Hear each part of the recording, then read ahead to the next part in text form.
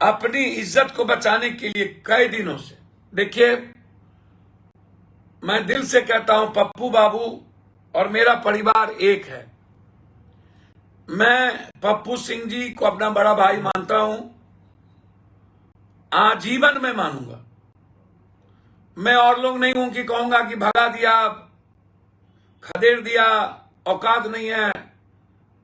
पप्पू बाबू की जितनी औकात है उतनी औकात जो लोग कह रहे थे खदेड़ दी, उनके पैर के धूली भी नहीं थे। मोटरसाइकिल चढ़ने के लिए कुछ लोगों को नहीं थी,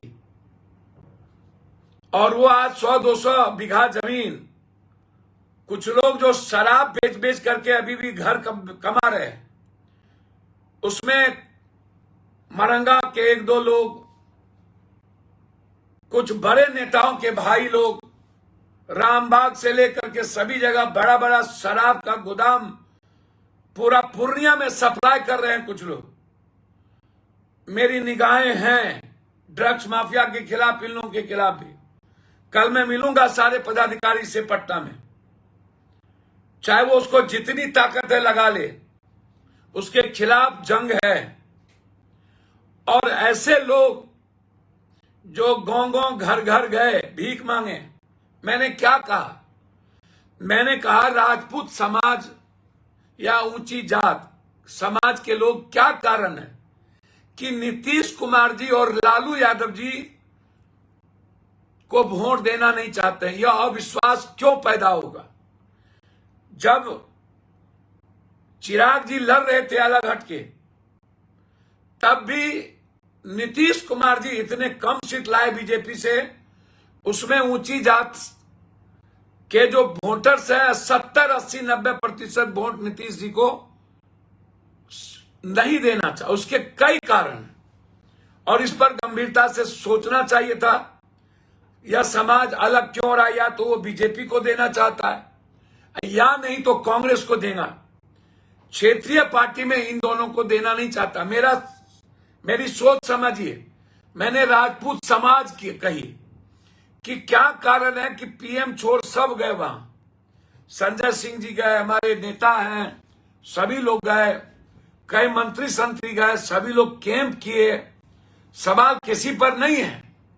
जाति के आधार पर जो मंत्री बनते हैं, मैंने ये बात कही, जाति के आधार पर जिसको मंत्री बनाया जाता है, ताकि समाज का वोट उस दल के साथ जुड़ा रहे।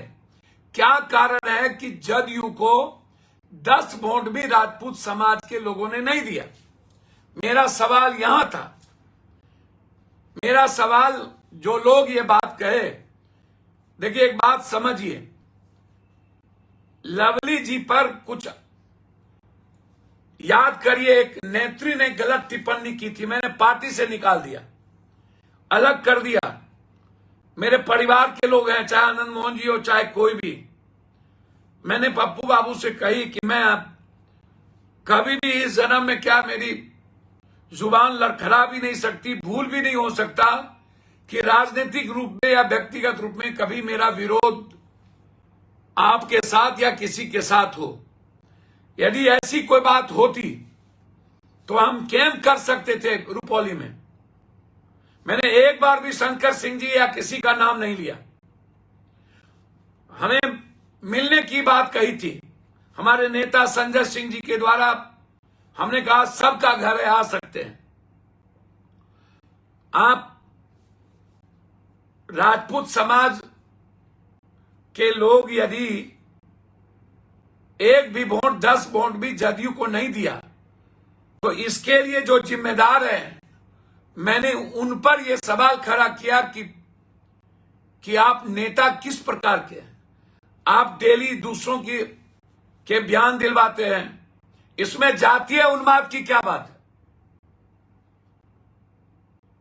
आप जीतते किसके बदौलत है? मंत्री जी लोग, एमएलए एमपी लोग,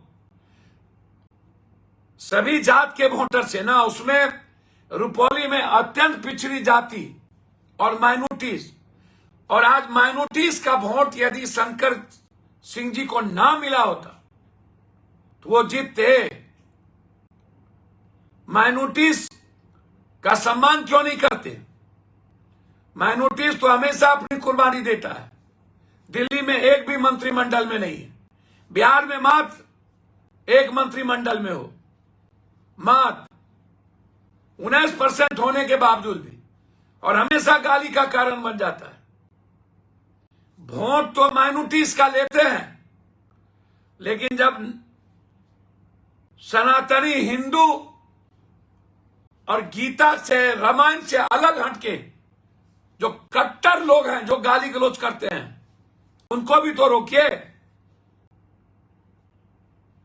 मेरा समाज तो राजपूत समाज के साथ है। मेरा सवाल यही था कि राजपूत समाज को लोग उपेक्षित क्यों करते हैं, अलग क्यों करते हैं? क्यों राजपूत समाज के नौजवान आज अलग थलग महसूस होता है? और जो माफिया अपराधी लोग, ये मत भूलिए कि मेरे खून में भी क्षत्रियता है, मेरे भीतर भी क्षत्रियता है। क्षत्रिय का मतलब होता है जो गलत के खिलाफ लड़े, गलत को मिटा दे। मेरे संस्कार भी क्षत्रियता का है, और मैं मर जाऊंगा किसी भी जाति, धर्म, मजहब के बारे में टिप्पणी नहीं करूंगा, राजनीति करूं ना करूं। जब तक जिंदा हूं तब तक एक एक जाति का सम्मान मेरे जीवन में रहेगा।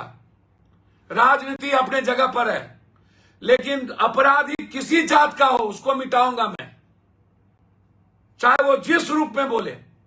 और कुछ मंत्री जी आपका हाथ जोड़ते हैं, काम अच्छा कर लीजिए।